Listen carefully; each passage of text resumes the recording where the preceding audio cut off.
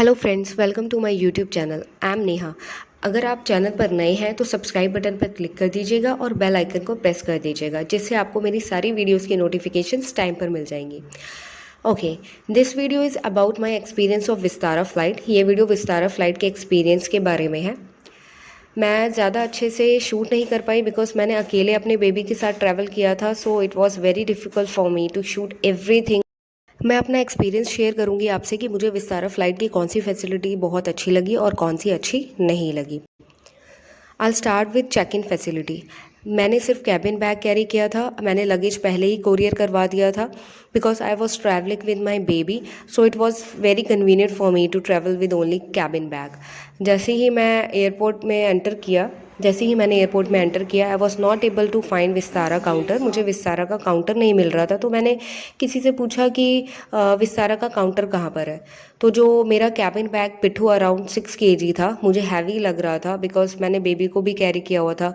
जब मैंने वहाँ देखा कि ऑलरेडी काफ़ी लोग लाइन में हैं, तो मुझे लगा कि मुझे तो बहुत देर खड़ा होना पड़ेगा और मेरा बेबी नॉटी है बहुत। बट विस्तारा लेडी हेल्पर मेरे पास आई एंड शी सेड, मैम उस लाइन में चले जाइए। तब मुझे समझ नहीं आया। मैं उस लाइन में चली गई। Then I realise, oh she was helping me. Vistara ने एक फैसिलिटी दी थी मुझे, जिसमें aged people, pregnant ladies, handicapped people और मेरे जैसे जिन्होंने बहुत ही छोटे बच्चे को कैरी किया हुआ था, उनके लिए वो फैसिलिटी थी कि आप वहाँ पर जाइए एंड वहाँ पर आप चेक इन कीजिए। और वो लाइन बहुत ही छोटी थी, ज़्यादा बड़ी नहीं थी, क्योंकि वहाँ पर बहुत ही लिमिटेड लोग ही जा सकते थे। जैसे कि मैंने आपको बताया, aged people, pregnant ladies, handicapped और मेरे जैसे जिन्होंने छोटा बच्चा कैरी किया हुआ था, बस वही लोग वहाँ पर जा सकते थे। इसलिए लाइन भी बहुत छोटी थी वो। And I was so dilated with that facility. After that security checking बहुत ही टफ़ थी मेरी। वहाँ बेबी के साथ बहुत टफ़ हो गया था, कोई हेल्प नहीं कर रहा था। इवन जो वहाँ पर पुलिस वाले खड़े रहते हैं वो देख रहे थे, तो बट वो भी कहाँ से हेल्प कर पाएंगे, क्योंकि बिकॉज वो भी जहाँ बैठे रहते हैं उनकी ड्यूटी वो है, वो ड्यूटी छोड़ के तो मुझे हेल्प नहीं कर सकते हैं। तो वहाँ पर बहुत डिफ़िकल्ट हो गया था मेरे लिए। अगर आपने कभी फ़्लाइट से ट्रैवल किया है तो आपको पता है कि सिक्योरिटी चेकिंग में जो वहाँ पर ट्रे मिलती है, उस ट्रे में आपको इलेक्ट्रॉनिक सामान सारा रख देना होता है। और उसके बाद आप जाते हो और आपका मतलब आपको चेक किया जाता है विद अ मशीन। उसके बाद आप जब उस सिक्योरिटी चेकिंग से बाहर निकलते हो, देन आप अपना ट्रे से सामान लेते हो। तो anyhow I manage the security check. मैं आपको ओवरऑल नहीं बताऊंगी मैंने एयरपोर्ट पे क्या किया फ्री टाइम में, because this video is only about Vistara flight experience. Okay, Vistara boarding on time थी। जब भी बोर्डिंग स्टार्ट होती है हमेशा बिजनेस क्लास ट्रैवलर्स को पहले जाने देते हैं। मेरा इकोनॉमी क्लास था because I belong to middle class family, so I can afford only economy class. जब बोर्डिंग स्टार्ट हुई तो मुझे लगा कि शायद मैं लेट हो गई हूँ, इसलिए मैं भी लाइन में लग गई। बट उस टाइम पे सिर्फ बिजनेस क्लास वालों को जाने दे रहे थे पहले।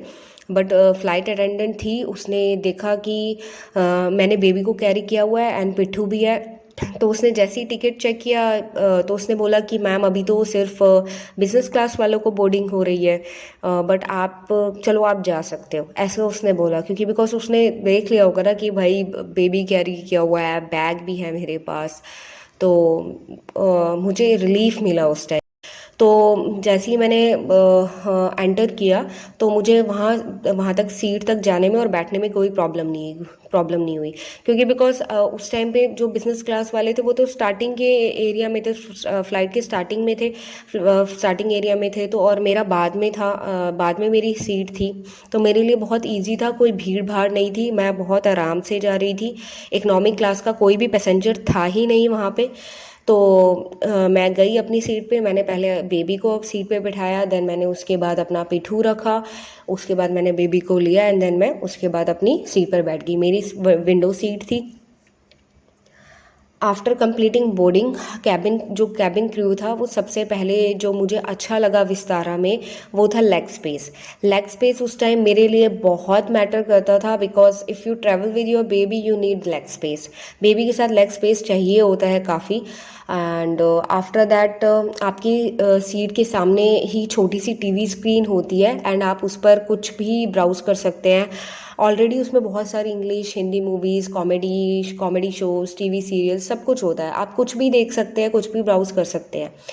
एंड साथ वाला कोई डिस्टर्ब ना हो, अगर आप मूवी देख रहे हैं या कुछ भी देख रहे हैं तो हर पैसेंजर्स को कैबिन क्रू ने हेडफोन्स प्रोवाइड किए थे। आप उस हेडफोन्स को लगाइए एंड देन उसके बाद आप कुछ भी देखिए और सुनिए। एंड मेरे पास दो कैबिन क्रू मेंबर्स आए थे, दो कैबिन क्रू स्टाफ आए थे मेरे पास, कि मैम आपको बेबी से रिलेटेड कोई हेल्प चाहिए हो तो बताइएगा, या फिर बेबी टेक ऑफ के टाइम बेबी बहुत रोता है तो आप फीड करा सकते हैं, या ऑक्सीजन कम लगे तो मास्क कैसे आएगा एंड सो ऑन। काफ़ी कुछ बताया उन्होंने मुझे। They guided me in brief, even they give baby safety belt which I could connect with my safety belt. मैंने मतलब उन्होंने मुझे काफ़ी ब्रीफ में समझाया, मुझे इस बेबी की सेफ्टी बेल्ट दी जो कि मैं अपनी सेफ्टी बेल्ट से मतलब लगा सकती थी, उसको उसमें अटैच कर सकती थी।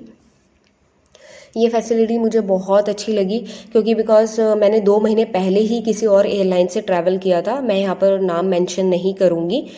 तब मैंने अपने हस्बैंड के साथ ट्रैवल किया था, उन्होंने मुझे ऐसी कोई भी फैसिलिटी प्रोवाइड नहीं की थी। उसमें लेग स्पेस भी कम था, no TV screen, even they didn't give me baby safety belt which was important service for them. बहुत ही इंपॉर्टेंट सर्विस थी कि भाई आप बेबी के साथ ट्रैवल कर रहे हो तो आपको बेबी की सेफ्टी बेल्ट देनी चाहिए, बट उन्होंने हमें ऐसा कुछ प्रोवाइड नहीं किया था। तो उसके अकॉर्डिंगली मुझे विस्तारा में ये सब फैसिलिटीज़ बहुत अच्छी लगी, क्योंकि बिकॉज मैं अकेले ट्रैवल कर रही थी।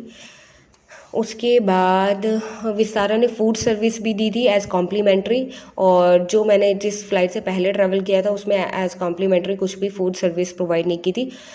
विस्तारा का जो फूड था, food was okay, neither good nor bad, quality was good थी, ठीक है, ज़्यादा बुरी भी नहीं थी तो ज़्यादा अच्छी भी नहीं थी, बट एटलीस्ट उन्होंने दिया ना आपको।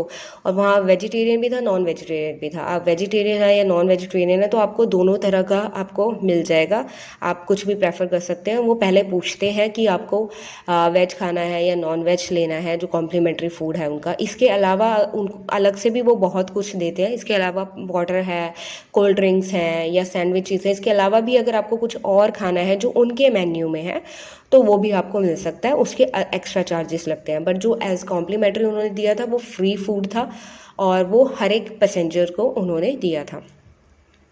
मेरा ओवरऑल एक्सपीरियंस बहुत ही अच्छा था विस्तारा का।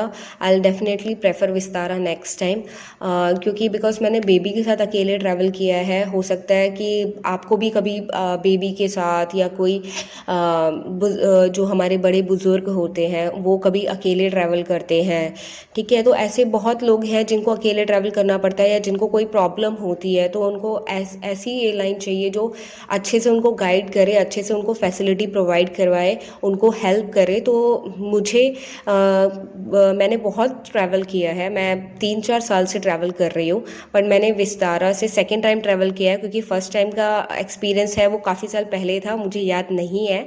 तो ये मेरा सेकेंड टाइम विस्तारा का एक्सपीरियंस है, जो कि मेरा बहुत ही अच्छा एक्सपीरियंस था। तो अगर मुझे किसी को प्रेफर करना होगा जो लेडी बेबी के साथ है या कोई एजेड पीपल हैं, तो मैं डेफिनेटली उनको विस्तारा प्रेफर करूँगी। Thanks for watching. If you like my video, please like, share and subscribe.